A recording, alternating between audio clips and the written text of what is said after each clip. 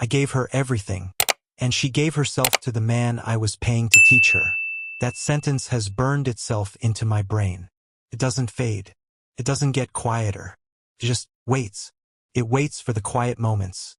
In the shower, driving alone, just before sleep, and then it strikes. Her name was Eliza. She was 19 when we met. I was 28. I just sold my second startup.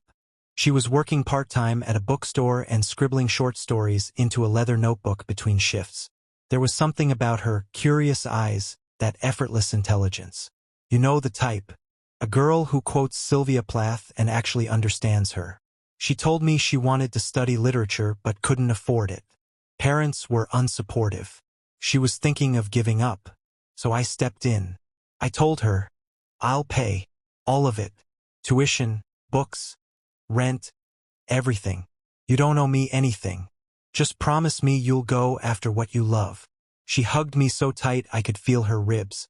She cried, told me I saved her life. And for a while I believed I had. 3 years went by. She got into a prestigious university. I kept paying. We texted every day. I visited once or twice a month. She seemed happy. I was happy too, until I wasn't. The calls got shorter. The messages drier. The I love yous faded. She started staying on campus more often. Said she was too busy to come home.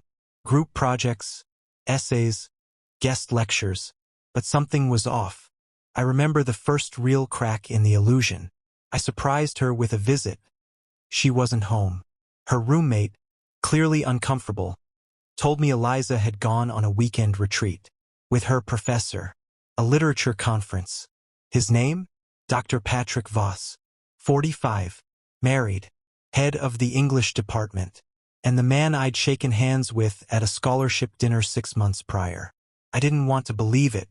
I told myself, it's academic, professional, you're being insecure. But that night, I checked her Instagram. Nothing. Checked her tagged photos. There it was. A photo from the retreat. Dr. Voss, standing beside Eliza, too close. Her face turned toward him like he was the center of gravity. The caption? Where words meet the soul. I wanted to throw my phone through the wall. Still, I said nothing. I waited. Maybe it was a phase. Maybe she just admired him. He was her teacher, after all. Then came the missed birthday. Mine. No call. No message. Nothing. I finally confronted her on the phone.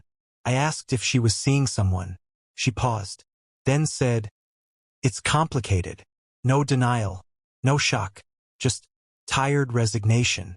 I asked her straight up, is it Voss? Another pause. Then she whispered, I didn't mean for it to happen. That was the last time we spoke. But it wasn't the end.